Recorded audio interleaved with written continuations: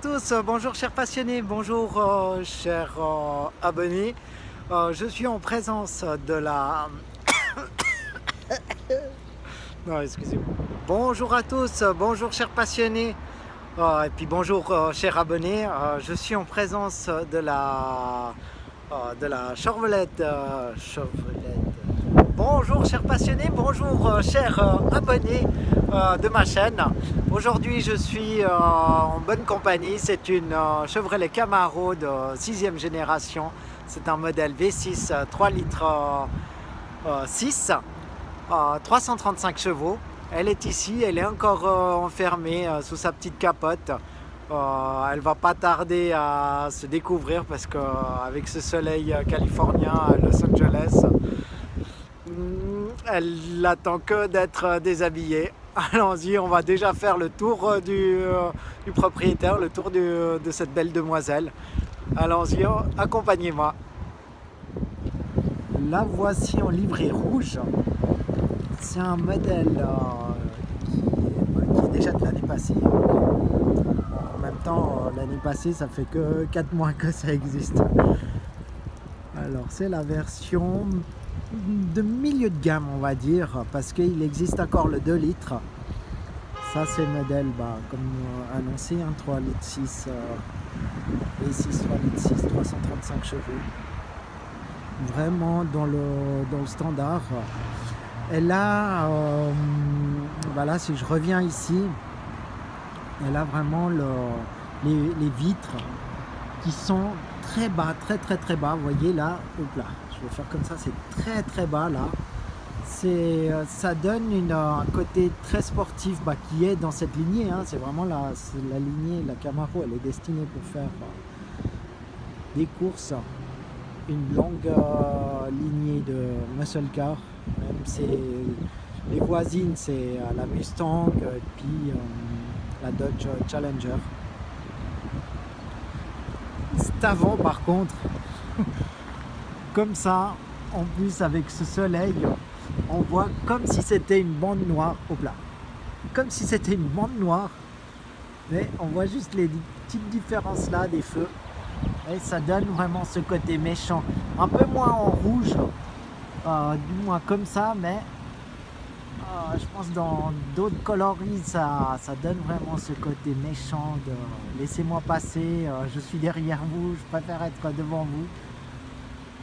Voilà, ça c'est pour l'extérieur du véhicule, des jantes en alu, 5 branches. On va voir ça de plus près. Ça, je vous donne, c'est du 18 pouces. C'est vraiment le modèle standard, mais qui est pour ma part très plaisant à conduire. Et puis pour la frime, on va voir l'intérieur.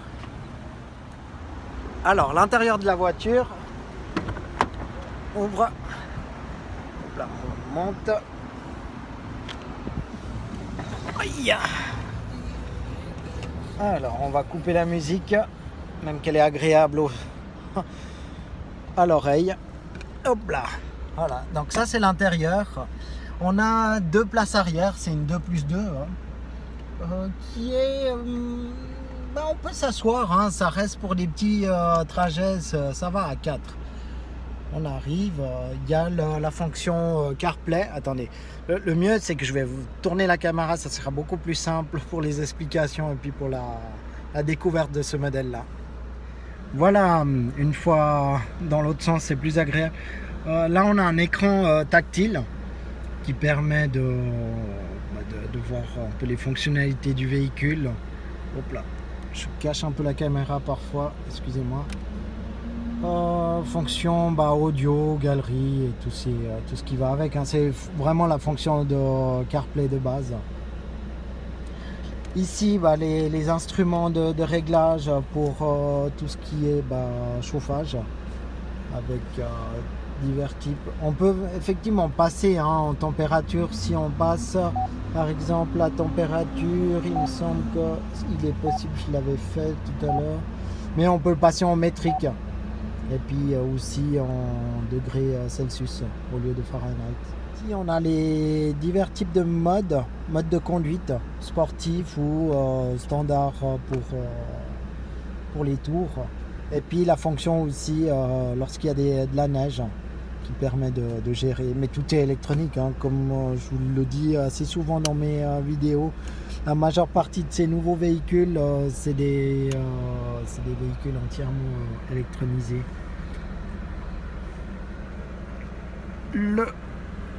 Le volant, idem à celui d'une Corvette, si jamais, grand sport. Et puis là aussi, on a la possibilité de changer kilomètres miles en métrique.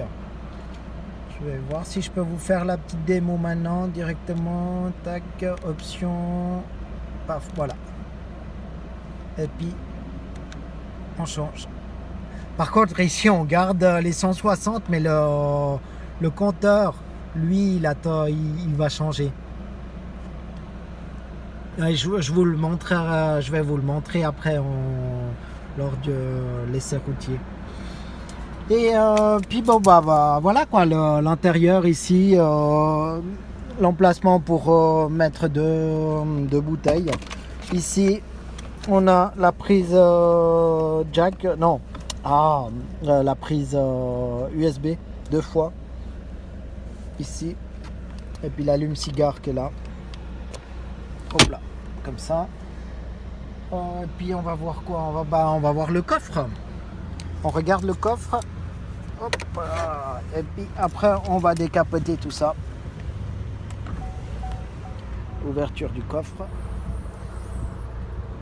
Oula, j'avais oublié que j'avais laissé mon sac. Bon voilà, Porsche. Bon, pour vous donner un exemple, hein, on peut ranger. Attendez, je vais essayer de régler la qualité. Voilà. On peut ranger un petit sac comme ça. Vous voyez, par rapport à la grandeur, on peut mettre ça là-dedans. Je vais vous mettre aussi l'autre sac. Comme ça, vous le voyez, ce sac-là. On le range comme ça. On pourrait croire qu'il n'y a que ça comme place. Que ici. Mais non. Astuce, on peut mettre encore ici derrière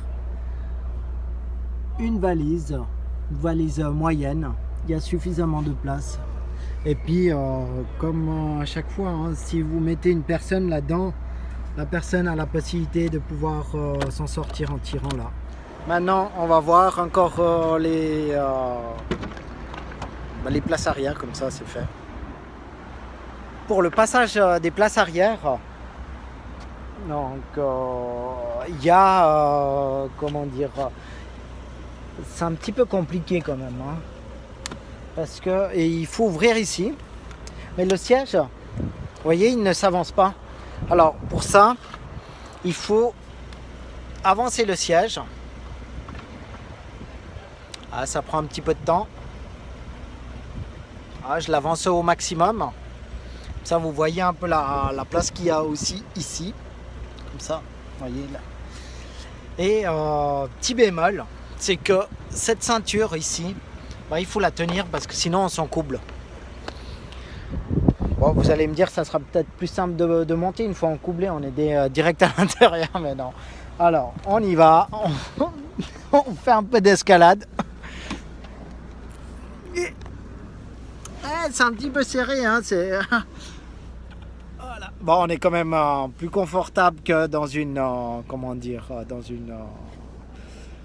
TT ou autre Porsche 911. Donc voilà, moi je suis installé à l'arrière.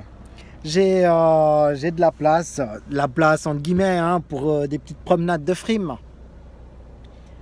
Voilà. Bon, je vais sortir parce qu'il fait quand même un peu chaud là derrière, et puis on va décapoter cette voiture, cette demoiselle. Allons-y, ouverture de la capote.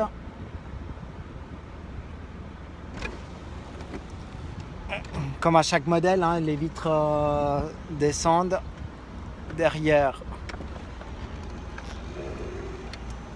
Ça se referme, voilà. Et c'est fait. on a le soleil californien sur la tête. Voilà, voilà. Allons faire un petit tour. Me voilà prêt pour partir à la découverte. Découverte des rues de Los Angeles. Puis accompagnez-moi. Franchement, je suis déjà satisfait. Bon, en même temps, je l'ai déjà conduit pendant un bout de temps. En termes de conduite, on est vraiment assis très bas. Hein. Même si je monte le siège, on reste relativement bas. On reste relativement bas par rapport à la position du coude, parce qu'on est un petit peu élevé. Il y a sur l'écran principal là, du tableau de bord un truc assez intéressant, c'est que bon, il y a la température d'huile, les niveaux de pneus, on a la consommation, le kilométrage, chronomètre lors des courses, le voltage, température, pression d'huile, et aussi le 0 à 100 qui peut être calculé lorsqu'on fait des départs-arrêts de 0 à 100. Et puis une autre chose, il y a aussi la pression. Donc le nombre de G qu'on a lorsqu'on freine ou lorsqu'on fait un virage ou autre. À mon avis, ça doit être le même système électronique que sur la version sport ou d'autres modèles. Mais c'est rigolo. Je vais vous montrer. Lorsque je fais un freinage, vous allez voir, ça va changer. Hein, une petite accélération. Vous voyez, quand je fais une accélération, là, si je freine, vous voyez comment ça a changé. Voilà. Ok, bon, c'est le compte rendu, mon avis sur ce modèle de véhicule pour la Camaro, Chevrolet Camaro. C'est que c'est un modèle 100% plaisir et frime. Aïe aïe aïe aïe aïe. Non, ça c'est cheveux au vent, casquette au vent, lunettes de soleil. Vas-y, bronzage, musique, cocktail et on y va. Non, franchement, j'ai eu du plaisir à conduire cette voiture. Je suis pas un grand fan des décapotables, hein, parce que pour une simple raison, c'est que je laisse souvent des affaires et puis à chaque fois il faut fermer, ouvrir lorsqu'on se parque. C'est uniquement pour ça en fait. Et puis je vous dis à bientôt pour d'autres vidéos, d'autres séquences, d'autres découvertes. Et puis n'hésitez pas à suivre, à liker, à vous abonner. Merci déjà aux abonnés actuels de ma chaîne.